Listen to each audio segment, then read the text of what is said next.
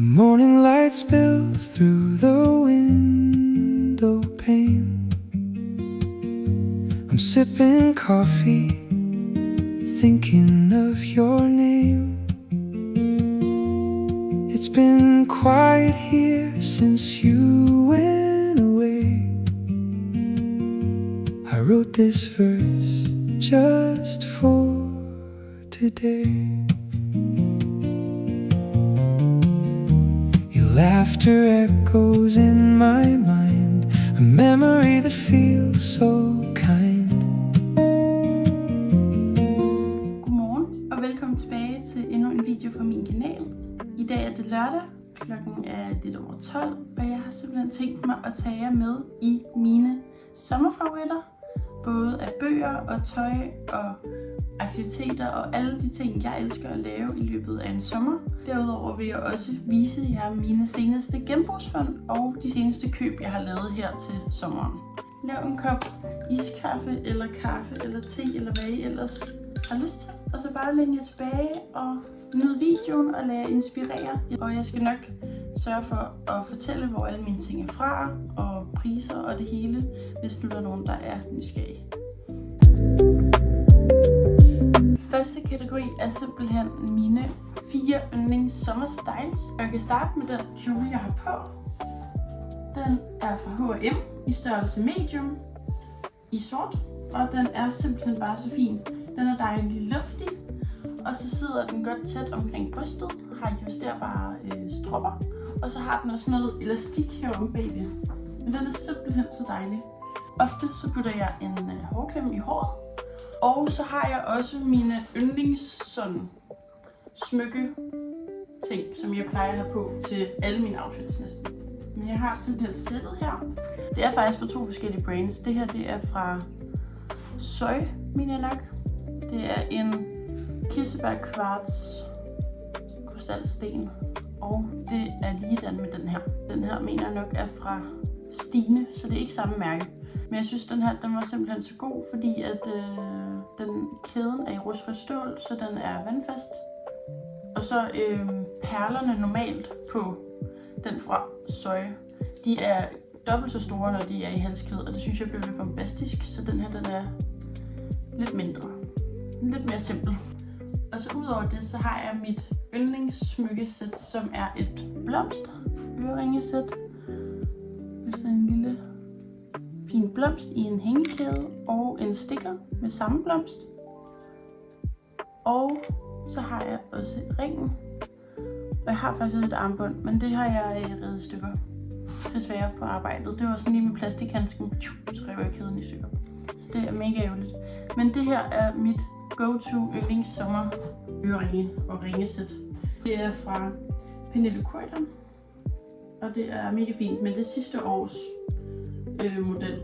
Der er kommet en masse nye varianter i samme blomsterlook, både med hoops og andre hængekæder med 3 blomster på. Men det er også til en fin nok pris. Jeg tror, ringen var omkring 500, og øreringen hængesættet her var også omkring 500, og stikkersne var 300, tror jeg. Og så har jeg jo selvfølgelig mit armbånd her. Det er omkring 260, og kæden er 299.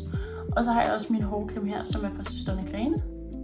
Mega sødt lyserødt, og så er det sådan lidt glimmer perlemors-agtigt med diamanter og guld på. Total fake, men altså, den kostede 45 kroner eller sådan noget. Så ja, det var simpelthen første outfit. Mit næste outfit er med den smukkeste top fra Name It. Det er den største af størrelserne, for de kører kun op til 170 i børnestørrelser. Men den er simpelthen så fin med en masse flotte detaljer, prik og noget flet en art og noget stribe og noget frunseærmer. Og så sammen med det har jeg matchet den med mine bukser fra Paris, som er virkelig vidunderlige. Dem bruger jeg til alt muligt, også med alle mulige andre toppe, normale basic items, t-shirts og langærmede og 3/4 ærmer. Men de er simpelthen så flotte, de bukser her, med snydelommer bagved, normale lommer foran. Og så er de dejlige baggy. Og så har jeg selv syet dem op, fordi at de var for lange til mig. Hvilket ikke er sket for mig nogensinde før. Jeg plejer altid at have sådan et problem med, at enten er de for korte og sidder for stramt en vogn. Men så det er simpelthen første gang, at de passer heroppe og er for lange til mig. Så det er jo dejligt. Eller at de er for lange end for korte, så kan man jo altid rette dem. Og sammen med det vil jeg igen også bare style det med mine smykker, som jeg viste jer lige før. Og så tror jeg vil matche det med Birkenstock. De er totalt gamle og mega slidte. Jeg kan også se mine fodspor i dem. Men dem her vil jeg matche med. Og så vil jeg matche det med en sort blazer. Og den her blazer, den er fra Only, mener jeg nok. Men den er gammel. Den er 4 år gammel eller sådan noget. Så jeg ved ikke, om man stadig kan få den. Og så vil jeg matche det sammen med min taske fra Nike, som også er virkelig flot. Og så har den både en kort strop, så man kan have den som en shopper. Og så har den en lang strop, så man også kan bruge den som sådan en crossover bag. Så det er bare mega smart. Jeg tror normalt den koster 1200. Den her. Jeg købte den til 600 eller sådan noget. Det var mega billigt. Det var simpelthen outfit nummer 2. Det næste outfit er simpelthen en grå t-shirt, som har sådan noget blomsterhulmønster. Og så er det sådan et bølget ude i ærmet. Og det er de også nede i bunden. Og så har jeg egentlig matchet dem med min helt nye shorts, som jeg har købt fra Only, som er fra JDL selvfølgelig. Og det er sådan nogle shorts, der går lige til ned under knæene. Så de er dejligt baggy, og de sidder bare mega godt. De her er en størrelse medium, og det her er en størrelse small. Og jeg kan faktisk ikke huske, hvor at den her er fra. Det kunne godt være fra Name It, ligesom den anden. Men den er også gammel, så jeg kan faktisk ikke rigtig huske det. Men ja, og igen hertil vil jeg matche det med min Birkenstock. Jeg har faktisk overvejet at bestille nogle lerrøde Havanas, men jeg har simpelthen ikke fået det gjort. Så nu kører vi med Birkenstock. Jeg har sagt ting sammen med min grønne jakke her fra... Det kan jeg faktisk ikke engang huske hvorfra. Jeg tror, den er fra Message. Men den fik jeg også i julegave for nogle år tilbage. Men den er simpelthen også så fin. Den er sådan lidt kort trenchcoat-agtig, og så alligevel er det bare sådan en helt normal frakke. Men den her er også virkelig blevet glad for. Den er virkelig god, og det her det er også en størrelse medium. Måske er den der stadig, jeg ved det ikke. Tredje outfit. Mit næste outfit er mit nyeste, men også mit yndlingsoutfit. Det er med den her trekvartærmede bluse fra Vemoda, som er mega fin. Jeg tror, det er en af de nye styles, de har fået her til sommer. Og så sammen med det har jeg også en nederdel fra Vemoda. Den er også mega lang, men det er... Den elsker vi. Den er dejlig lang. Og den er vidunderlig og blød, og så er den i lidt det der jakkesætslignende stof i sort, og så trøjen i brun. Og med det vil jeg enten tage min Birkenstock, og ellers så vil jeg matche det med mine brune støvler af Finum Copenhagen, og dem har jeg været så glad for. Så dem vil jeg simpelthen matche sammen med. Det er sjovt, nogle gange tager jeg altså ikke sokker på i de her, men det kommer lidt an på, hvor meget jeg skal gå. Men dem har jeg simpelthen på hertil. Sammen med det vil jeg matche det med min beige trenchcoat med mørkebrun detalje på ærmet og krav, så den flyder godt ned ad nederdelen. Så ja, det her er simpelthen mit 4. og sidste yndlings sommeroutfit.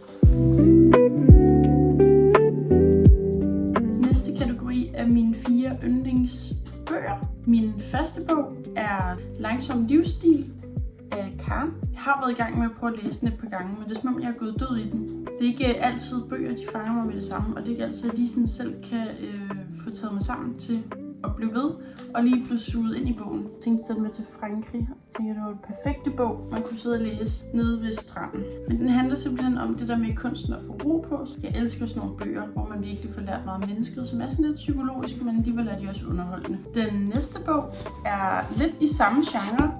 Det er den her, Nuets Kraft, og den har jeg glædet mig til at læse. Jeg fik den i fødselsdagsgave her til januar, og har simpelthen ikke gået i gang med det endnu. Simpelthen en bog omkring nøglen til personlig frigørelse. Så det der med både at lære sig selv at kende, og jeg har også læst indledningen herinde, og den virker bare magisk. Min tredje bog er lidt anderledes, fordi det er lidt sådan en halv opskriftbog, og jeg har faktisk læst det meste af den.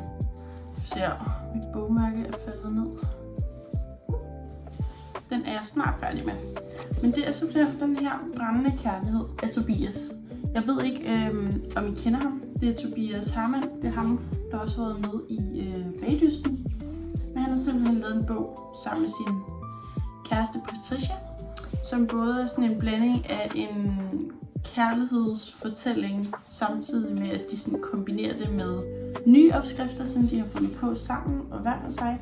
Og så har de kokkereret det ned til sådan en stor fætter her omkring brændende kærlighed. Og den er virkelig god. Den overrasker mig meget, så den kan jeg virkelig anbefale. Den er god. Og min sidste bog, som ikke rigtig er en bog, det er mere blade. Jeg begyndte at være virkelig vild med magasiner. Det er den her, som er magisk. Det er jo mest bare sådan en... Lige den her er indretning, kreativitet og genbrug. Så ser man alt muligt blandet omkring. Skal vi se her.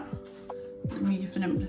Men der er alt muligt indretning, og det er sådan lidt en atypisk, lidt ældre stil, som jeg meget godt kan lide. Det er meget sådan med bondegårdstil i, og sådan lidt fransk vibe på en eller anden måde. Jeg elsker det. Og så er der også nogle italienske opskrifter, og de går ud og besøger nogle personer, som både er kreative og selv laver mad og er selvforsynende. Så det elsker jeg også at læse her om morgenen. Men ja, det var simpelthen mine 4 sommerfavorit bøger. Så lad os smutte videre til den næste kategori. Den tredje kategori er mine yndlings sommeraktiviteter. Helt klart min første aktivitet, det er strandture. Jeg elsker strandture.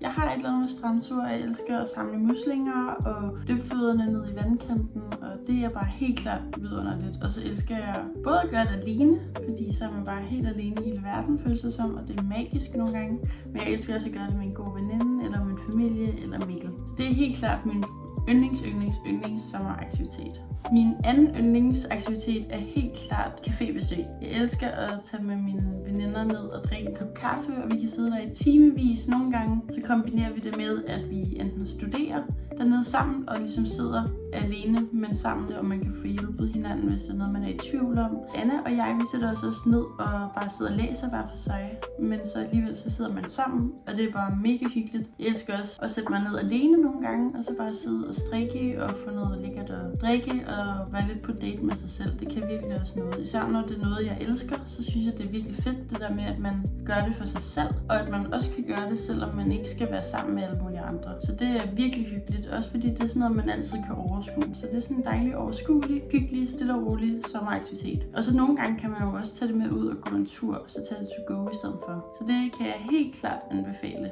Min tredje aktivitet er at tage ud på vandreture. Jeg elsker vandreture, og det der med, at man faktisk får pakket en rygsæk med alt muligt grej til både bålmad og til overnatning og soveposer og ekstra sokker, fordi de altid bliver våde og alt muligt godt. Og så tage ud sammen med enten Mikkel eller en af mine veninder eller min mor. Så tage ud og så bare gå en masse, og så sove i shelter og riste skumfiduser og lave snobrød og alt sådan noget. Det elsker jeg også, fordi at i princippet, hvis man har alt gradet, og ofte er det jo sådan noget, man kan låne sig til, så i princippet er det jo gratis, udover maden selvfølgelig, som man skal have med. Men det er jo minimalt, hvad man skal have med, og snobrød har man næsten altid til derhjemme, fordi det jo bare er vand, gær, mel, salt. Det er virkelig en af mine sommerfavoritter. Så det er fedt, at man har en aktivitet, som i princippet ikke koster noget. Og man kan også selv bestemme, om det skal være en halv dag, eller en hel dag, eller flere dage med flere overnatninger, og man skal tage en færge, hvis man har mulighed for det, og så tage et andet sted hen, som man ikke har været før. Men det er virkelig bare en god måde at gøre det på. Og så længe man har regntøj med, eller en paraply, så kan man tage ud i hvad som helst vejr. Og hvis ikke man lige er til telt, så er der jo også mange shelterpladser rundt omkring her i Danmark. Så det er bare virkelig en anbefaling, og det er virkelig, virkelig hyggeligt. Det er helt klart også en af mine sommerfavoritaktiviteter. Og min sidste aktivitet er nok at tage i sådan nogle specielle, unikke stedsbutikker eller genbrugsbutikker, hvor man kan finde sådan nogle helt unikke ting, som man ikke bare lige kan finde ned i en af de normale interiørbutikker.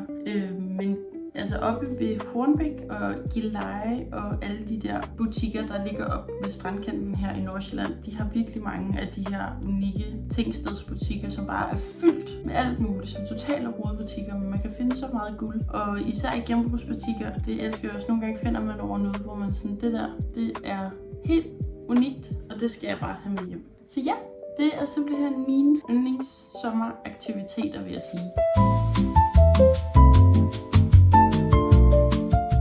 Og nu er vi kommet til, at jeg skal vise jer mine genbrugsfund. Simpelthen, jeg har fundet en masse. Jeg er gået meget over i sølv generelt, både bestik og interiør. Og det første, vi kan starte med, det er simpelthen den her, som allerede er lys i nu. Vidunderligt smukke lysestage. Den er så flot. Jeg tror, den kostede, det var ikke galt, den kostede sådan noget 60 kroner eller sådan noget. Og jeg var bare sådan, den skal bare med mig hjem. Det er faktisk lige før, at den er pænere på kameraet, fordi den skinner helt i lyset. Ej, men den er så smuk. Den er jeg virkelig glad for. Og jeg synes, det er en helt vild pris. Også fordi den er ret tung, så jeg tror, der er et eller andet ægte over den. Men altså, I don't know. Jeg vil starte med at vise jer de køkkenredskaber og knive, jeg har købt. Jeg har fundet til at starte med den her gammeldags kødhakker. Jeg bruger den selv til oksekød eller til sådan at knuse hvidløg med. Det fungerer ret godt. Jeg har ikke helt endnu fundet ud af, hvad det her det skal bruges til, eller hvad det her skal bruges til. Om det er sådan en kødgaffel. Jeg ved det ikke helt, men jeg synes bare, at den kunne et eller andet, og den kostede 8 kroner eller sådan noget. Og den næste er den her kniv, som vi bruger mest som smørkniv, men vi bruger den også nogle gange til tomater og sådan noget, fordi den har sådan lidt en hakket overflade. Og så var den brændt, da jeg købte den. Jeg synes, det kunne et eller andet, så den skulle bare med mig hjem. Og den kostede også kun 6 kroner, tror jeg. Og den næste, det er sådan lidt over i samme dur, men jeg tror mere, at det her det er fra sådan et steak-sæt, har den her rillede overflade. Den er rigtig god til tomater, så den er jeg super glad for. Den kostede 10 kroner, tror jeg nok. Så har jeg den her. Den koster 20 kroner, så den er lidt dyrere end de andre. Den har de flotteste detaljer hernede. Det næste, jeg vil vise jer, det er 3 stofservietter, hvor det her er en af dem. Kostede kun 2 kroner. Den er sådan lidt babylyserød. Og så har den stribet detalje i stoffet og noget hullet detalje også ved siden. Og jeg har en til af dem. Den kostede kun 2 kroner. Den her har dog ikke striber i kanten, men den har stadig det der hullede detalje. Og den er i hvid. Men den var også bare så fin. Og den sidste, det var sådan en stor stoftingeling, som jeg tænkte at bruge til en brødkurv, eller som sådan en lille bordløber. De smukkeste detaljer. Det næste, jeg simpelthen vil vise jer, det er alle de skeer og gafler, jeg har købt. Og jeg er begyndt at kunne lide godt det der med, at der er ligesom en af hver ting. Så at skeerne, de alle sammen er forskellige. Jeg ved ikke, det kan bare et eller andet, og det gør det lidt mere sådan rodet, men også hyggeligt, og giver sådan lidt sommerhusstemning. Men det bliver også lidt herskabeligt, fordi ligesom den her, de er jo guddommelige smukke. Altså jeg dør. Den er så flot, og så er det den perfekte størrelse. Og jeg har en til af dem her, som er sådan lidt mere, jeg ved ikke hvorfor, jeg kalder det havfrueskeen. Ja, den er mere simpel end den anden, men den er også bare super flot. Og den her, den er også en lille smule mindre. Den er så flot. Jeg elsker den. Og den sidste ske, jeg har købt, det er den her. Den minder lidt om den første. Den har bare mindre detalje i bunden. Men igen, den er også bare så fin. Så har den smukkeste detalje op ved selve hovedet. Den er så flot. Jeg elsker det. Og jeg tror, at alle de der skeer, de kostede 10 kroner stykket. De var lidt dyre, ellers var det 20. Men det er også sølv alle sammen, så det gør også lidt, så ved man, det holder lidt bedre, i stedet for det var sådan noget billigt noget. Det næste, det er en gaffel, som er det samme ligesom skeen. Og jeg kan meget godt lide, at der er en ske og gaffel af hver sæt, fordi så kan man til salater og sådan noget ligesom have en masse forskellige ting. Også til kartofler og sådan noget til jul. Og det er det samme med gaflen her, den matcher også en af skeerne. Igen den smukke detalje op ved hovedet. Og dem har jeg faktisk 2 mere af. Men det er nogle mindre gafler, så det er perfekt til tapas eller til ost eller... Og de kostede lidt mindre. Jeg tror, det var dem her, der kostede 10 kroner, og alt det andet kostede 20 stykket. Og den sidste, som også matcher til en af skeerne, med de smukke detaljer hernede i bunden. Så ja, det er alt det bestik, jeg har købt, og det er så flot. Det varmer mit hjerte med alt. Det næste, jeg har købt, står faktisk lige hernede. Det er mit nyeste køb, den her. Jeg tænkte enten at bruge den til noget avis, eller til nogle saftvandsglasflasker. Så det er ikke fordi, den sådan kommer til at blive slidt. Så jeg tænkte bare at få den slibet, så den bliver lidt lysere i træet. Men den er så flot. Og jeg blev helt paf, da jeg så prisen. Den kostede, jeg tror den kostede, 59 kroner eller sådan noget. Og de sidste ting, jeg egentlig vil vise jer, det er en kop, som jeg faktisk købte til Mikkel. Og den er fra, hvad det nu det hedder, Marie Solia underskåltid. Den kostede 20 kroner, så det var mega billigt. Og så har jeg købt 3 flotte tallerkener. Den første er den her, og den bruger jeg hele tiden. Den er så flot. Den næste, den er meget simpel. Men jeg kom sgu alligevel til at købe den. Jeg tror, den kostede 39 kroner eller sådan noget. Den var lidt dyr, den her. Og den sidste, jeg tror, det er den flotteste ting, jeg nogensinde har fundet. Og jeg tænkte også, da jeg så prisen, jeg tror, det var sådan noget 20 kroner. Og jeg tænkte, hold da op. Jeg fortryder lidt, at jeg faktisk ikke købte flere. Men jeg købte dem lige hernede ved siden af. Så jeg håber, at der er flere, hvis jeg skal ned og købe nogle flere. Den her. Jamen, den er virkelig smuk. Den har virkelig det der havfru-look, fordi det ligner næsten sådan noget skilt. Den giver mig sådan lidt Royal Copenhagen vibe, men det er det altså ikke. Den er altså gudsmuk. Den har så mange detaljer. Men ja, det var simpelthen alt for den her video. Jeg håber, at I har nyt at sætte med, og jeg håber, at I er blevet inspireret eller har fået nogle nye kreative tanker. Jeg elsker i hvert fald selv det her univers, at romantisere den moderne verden en lille smule mere. Mikkel han er meget sådan sort-hvid-grå, hvor at jeg godt kan lide, at der kommer nogle sprosser, og der kommer lidt paneler, og der kommer lidt rosetter på loftet, og at der kommer lidt mere charme over det hele, og det bliver lidt mere sådan en blanding af den skandinaviske moderne stil, blandet med sådan en fransk-svensk hyttestil. Det synes jeg virkelig clasher godt, når man kombinerer de to stilarter sammen. Så ja, jeg håber, at I har nyttet sig med, og jeg håber, at I er blevet inspireret en masse. Tusind tak, fordi I har set med, og så glæder jeg mig bare til at se jer i min næste video. Hej!